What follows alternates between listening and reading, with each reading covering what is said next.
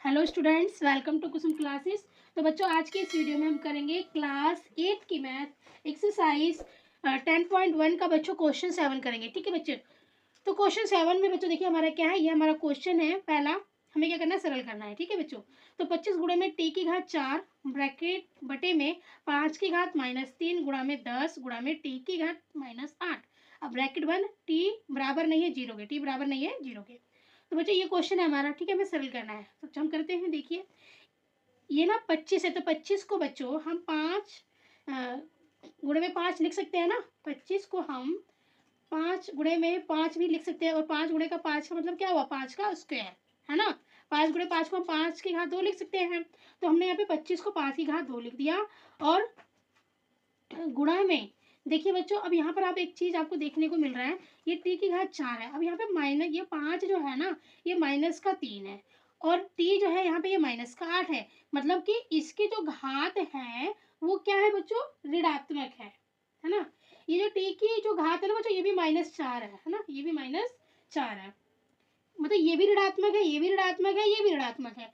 अब इसको हमें क्या करना पड़ेगा, धनात्मक करना पड़ेगा। तो धनात्मक करने के लिए हम क्या करेंगे, इनको पलट देंगे। मतलब टी की घात 4 ऊपर है, तो टी की घात 4 जब हम पलटेंगे तो ये नीचे आ जाएगा। तो देखिए टी की घात 4 जब मैंने इसको पलटा तो ये नीचे आ गया बटे के। और जब 5 की घात -3 ये भी ऋणात्मक है, जब हम इसको पलटेंगे तो ये ऊपर चला जाएगा। तो ये 5 की घात जो -3 था, अभी 5 की घात 3 बन गया, मतलब धनात्मक हो गया। हमने इसको पलटा तो ये ऊपर आ गया। इसी तरीके से ये टी की घात -8 था, इसको हमने पलटा तो ये भी ऊपर आ गया। ठीक है। अब बटे में बच्चों देखिए, इस 10 को हमने 2 गुणा में 5 लिख लिया, मतलब इसके टुकड़े कर दिए। 2 गुणा में 5 गुणा में, अब टी की घात 4, मतलब ये ऊपर था तो ये नीचे आ गया। इतना समझ आ गया आपको। अब बच्चों देखिए यहाँ पर, अब हमारा ना देखिए 5 की घात 2 यहाँ पर है, और 5 यहाँ पर भी है ना। तो ये 5 और 5 ये आधार एक जैसे हो रहे हैं। ठीक है। और यहाँ पर भी देखो ये आधार एक जैसा हो रहा है, और ये दोनों गुणा में है। तो यहाँ पर ना बच्चों हमारा कुछ नियम लगेगा। ठीक है। कुछ क्या, आप इन नियमों को यूज कर चुके हो पहले भी। तो बच्चों देखो ये हमारा यहाँ पे नियम लगेगा, आपने पहले भी इसका यूज किया है। ए की घात m गुणा में ए की घात n, इसका मतलब क्या हुआ, आधार दोनों के बराबर है और घातें अलग अलग हैं। तो यहाँ पे क्या होगा, अगर बीच में गुणा होगा तो घातें क्या होती है, जमा हो जाती है। अगर आधार बराबर है बच्चों तो घातें क्या हो जाती है, जमा हो जाती है। तो ए की घात m जमा में n हो जाएगा यहाँ पे। ठीक है। एक तो इस नियम का यूज करेंगे हम। तो देखिए इसी नियम का यूज किया है। तो 5 5 लिखा, 5 की घात 2 जमा 3, मतलब 2 जमा 3 घातें यहाँ पे जमा हो गई। ठीक है। फिर गुणा में, अब ये टी की घात 8 है और ये टी की घात 4 है। यहाँ पर देखिए आधार बराबर है, घातें अलग अलग है, और ये दोनों भाग में है।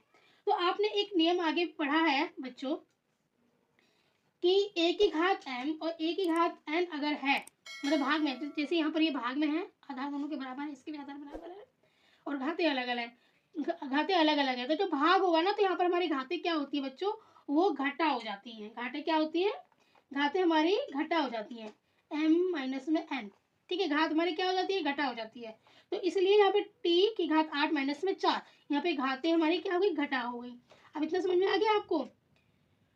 तो अब हम बटे में हमारा क्या बच गया, यहाँ पे 2 गुणा में 5, 2 गुणा में 5 हमने यहाँ पे लिख दिया। ठीक है, इतना समझ आ गया आपको।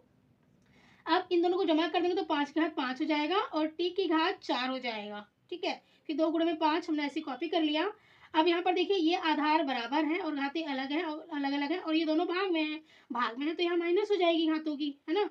घातों की यहाँ पे क्या हो जाएगी, घटा हो जाएगी। तो 5 की घात 5 माइनस 1, यहाँ पे ये भाग में था ना, तो यहाँ घटा हो गई दोनों घातें। ठीक है।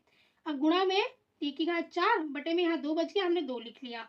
अब देखिए 5 में से 1 जाएगा तो 4 बचेगा, तो 5 की घात 4 बच रहा है यहाँ पे। ठीक है, 5 की घात 4 बच रहा है, और गुणा में टी की घात 4। यहाँ पे एक लाइन और मैं ऐड कर देती हूँ बच्चों, 5 की घात 4 गुणा में टी की घात 4 बटे में फिर 2 है। अब 5 की घात 4 का मतलब क्या है, 5 को हमने 4 बार गुणा करके लिख लिया, गुणे में टी की घात 4 बटे में 2। अब 5 को आप 4 बार गुणा करोगे तो आपका 625 आ जाएगा, और टी की घात 4 हमने इसके साथ इसको गुणा किया तो टी की घात 4 हो गया, और बटे में ये 2 हो गया। तो इस तरीके से बच्चों हम इसको करेंगे, और यही हमारा आंसर आएगा। ठीक है। अब हम सेकेंड वाला भी देख लेते हैं। सेकंड वाला है बच्चों, जो हमारा क्वेश्चन है वो 3 की घात 5 गुणे में 10 की घात -5 गुणे में 125, फिर बटे में 5 की घात -7 गुणे में 6 की घात -5। अब देखिए अब इसको क्या करना है, यहाँ ऋणात्मक है, ऋणात्मक है, ऋणात्मक है, ऋणात्मक है, इन सब की घातें क्या है, ऋणात्मक है। अब हमें क्या करना पड़ेगा, सबसे पहला जो स्टेप होता है हमारा यही होता है बच्चों कि हम धनात्मक बनाते हैं मतलब घातों को। तो 5 की घात यहाँ पे -7 है ना, तो जब हम घातों को धनात्मक बनाते हैं, मतलब प्लस में बनाते हैं, तो हम क्या करते हैं, पलट देते हैं। तो ये 5 की घात जो 7 है, -7, ये ऊपर आएगा तो ये जमा में हो जाएगा, 5 की घात 7, मतलब ये जमा हो गए। इसी तरह ये 6 की घात -5 है, तो ऊपर आके 6 की घात 5 हो गया। और गुणा में ये हमारा 125 है, तो इसको हमने टुकड़ों में लिख दिया। ठीक है, देखिए हमने 5 गुणे 5 गुणे 5, 5 25, 25 पंजे 125, इस 125 को हमने टुकड़े किए, तो ये 5 गुणा 5 मतलब 5 की घात 3 हमने इसको लिख दिया। ठीक है, समझ में आ गया इतना। अब हम ऊपर वालों को भी पलटेंगे ना धनात्मक बनाने के लिए, तो ये हमारा नीचे आ गया 3 की घात 5 और गुणा में 10 की घात 5। ठीक है, पलटा हमने तो ये नीचे आ गया। इतना समझ में आ गया।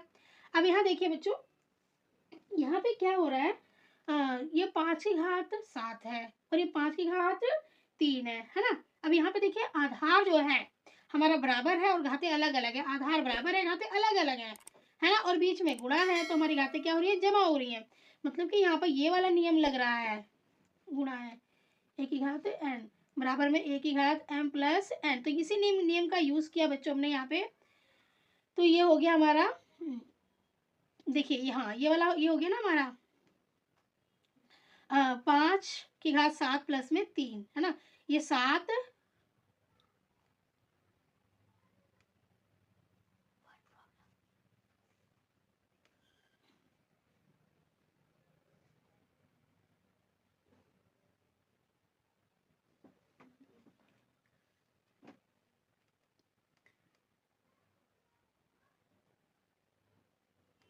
बेटा देखो ये 5 की घात 3 है, तो मैंने यहाँ कुछ मिस्टेक कर दी क्या, 5 की घात 7, ठीक है, फिर यहाँ पे 6 की घात 5 है, 2 3 6, ठीक है।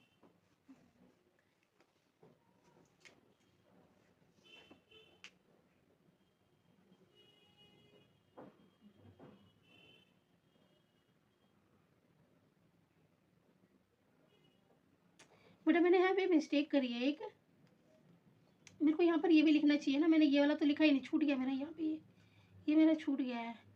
यहाँ पर ये 5 की घात 3 भी आएगा बच्चों, 5 की घात 3 भी आएगा। तो देखिए 5 की घात 7 और 5 की घात 3 को हमने, इनकी घातों को हमने क्या किया, इनकी घातों को हमने जमा कर दिया। ठीक है, क्योंकि ये दोनों गुणा में है इसलिए। अब गुणा में, अब यहाँ पर देखिए ये 2 है और ये 2 है, इनकी घात आधार क्या है, बराबर है और घातें भी बराबर है। ठीक है, लेकिन ये दोनों भाग में है, तो जब भाग में होता है तो घातें क्या होती है, हमारी घटा हो जाती है ना। देखिए आधार बराबर है ना, घातें घात है, तो हम यहाँ पर ना इस नियम का यूज़ करेंगे, घातें हमारी घटा हो जाएंगी। तो ये घात को हमने यहाँ घटा करके लिख लिया, 2 की घात 5 माइनस में 5। ठीक है, ये हो गया। और फिर गुणा में, अब 3 की घात 5 है यहाँ पे और यहाँ पर भी 3 की घात 5 है ना, इसके साथ मैंने ये वाला ले लिया, तो 3 की घात, ये भाग में है इसलिए घातें घटा हो गई ना, समझ में आ गया। अब हमारे यहाँ पे क्या बच रहा है, सिर्फ 5 की घात 5 बच रहा है, यही बच रहा है, हमने 5 की घात 5 लिख दिया। ठीक है बच्चों, अब देखिए 7 और 3 10 हो जाएगा, 5 की घात 10, फिर 2 की घात 0 हो जाएगा, क्योंकि 5 में से 5 के 0, गुणा में 3 की घात 0। अब देखिए, अब बच्चों यहाँ पर ये 5 की घात 5 है और ये 5 की घात 10 है, मतलब कि ये दोनों क्या है, भाग में है, तो यहाँ पे घातें क्या होंगी, घटा हो जाएंगी। तो 5 की घात 10 माइनस में 5 गुणा में 1 गुणा 1, तो 5 की घात 5 गुणा 1 गुणा 1, तो 5 की घात आप 5 भी लिख सकते हो बच्चों। अब 5 की घात 5 को अगर 1 से आप गुणा करोगे तो 5 की घात 5 ही आएगा। अब इसको आप यहाँ पर भी छोड़ सकते हो, चाहो तो ये भी आंसर हो सकता है और चाहो तो आप इसको आगे भी कर सकते हो 5 टाइम्स मल्टीप्लाई करके। ठीक है, 1 2 3 4 गुणा में 5, 5 12 में लिखना, 1 2 3 4 5, 5 की घात 5 है तो 5 बार इसे गुणा करके लिखेंगे, और जब आप इसे 5 बार गुणा करोगे भाई बच्चों 5 को, तो आपका 3125 आंसर आएगा, यही हमारा आंसर होगा। ठीक है बच्चों, ये हमारा आंसर होगा। तो समय की कमी की वजह से बच्चों मैंने ये सॉल्व करके पहले से ही रख लिया था, ताकि वीडियो बहुत ज़्यादा लेंथी ना बने। ठीक है बच्चों, क्योंकि मेरा भी स्टोरेज फुल हो जाता है, वीडियो बहुत ज़्यादा लंबी बनती है। तो बच्चों आज की वीडियो में इतना ही, उम्मीद करती हूँ आपको समझ में आ गया होगा। अगर समझ में आ गया तो प्लीज़ मेरी वीडियो को लाइक कीजिए, चैनल पर नए तो सब्सक्राइब करके बेल आइकन पर जरूर प्रेस कर लेना, ताकि आने वाली जो नोटिफिकेशन है उसकी अपडेट आपको मिलती रहे। और कुछ कमियां अगर आपको मेरी वीडियो में नज़र आती है, मेरे समझाने के तरीके में नज़र आती है, तो प्लीज़ कमेंट बॉक्स के माध्यम से आप मुझ तक पहुंचा सकते हो, मैं कोशिश करूँगी सुधार करने की।